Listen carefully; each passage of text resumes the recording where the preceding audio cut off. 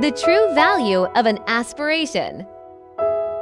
Welcome to this discussion.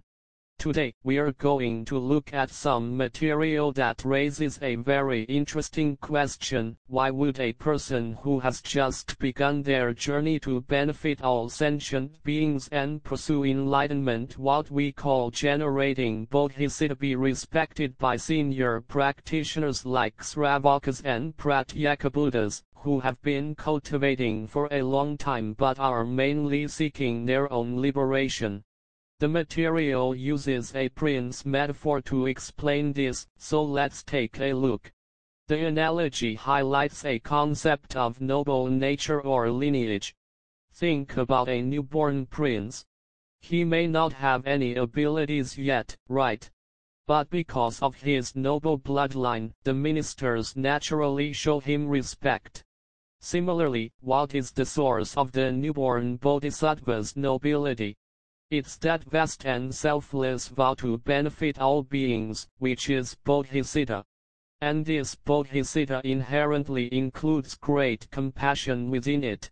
So, the key here is great compassion, the mind that thinks of others for the sake of all sentient beings. The material mentions that this is like a good king who always thinks of his people, not just himself. This selfless motivation is what distinguishes a bodhisattva from other practitioners and is why they command respect. Indeed, this vow to benefit others can be considered their inner, noble bloodline.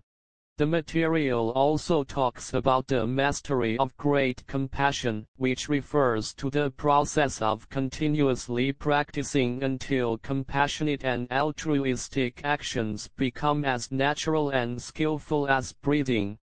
This state is not hindered by one's own emotions or external circumstances. So, even if the bodhisattva still has afflictions and isn't as capable as the senior practitioners, their motivation, that initial vow, is for the benefit of all beings. Just as a prince is born with a royal destiny, this bodhisattva is born with the potential for enlightenment. This inherent potential, or spiritual lineage, is what makes them transcend those who only seek self-liberation. This fundamental quality of always thinking of others can be considered the foundation for future Buddhahood. The material even references the fictional character of the sweeper monk from Jin Young's novel, Demi-Gods and Semi-Devils. Although he's a fictional character, his image perfectly illustrates this point. He possesses immense martial arts skills and profound Dharma knowledge, yet remains unknown, silently protecting the scriptures. He helps warring factions equally and doesn't retaliate when struck. This is a state of complete selflessness and altruism. The role of a bodhisattva is more about assisting than controlling others. The money jewel and the cataract of karma. This brings us to another interesting analogy, the money jewel. The material says that if a person has a problem with their eyes, a cataract, they'll look at a precious money jewel and think it's nothing special. Similarly, people who lack wisdom and faith will look at the precious bodhisattva and feel it's not a big deal. Why do we misjudge things? This cataract isn't just a physical eye problem, it more deeply refers to the cognitive biases created by our karma. The world we see largely reflects our own inner state. Think about it, don't we often mistake harmful things, like indulging in sensory pleasures, for happiness? And conversely, don't we see truly beneficial things like upholding precepts or cultivating good deeds as restrictions? We might even see the true wish, fulfilling jewel, as a burden. The jewel we imagine might be one that gives us whatever we want without any effort. But the real jewel might require us to first clear away our own obstacles, such as the three hindrances, afflictions, karma, and retributions. Because giving up bad habits is involved, we might not want it at all. This is the state of inverted beings. The real treasure is actually within us, but we need to work to polish it.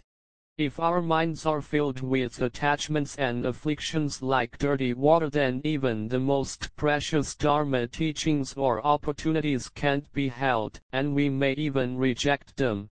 This naturally connects to the material's next point about how our desires and karma influence our choices and even our next life.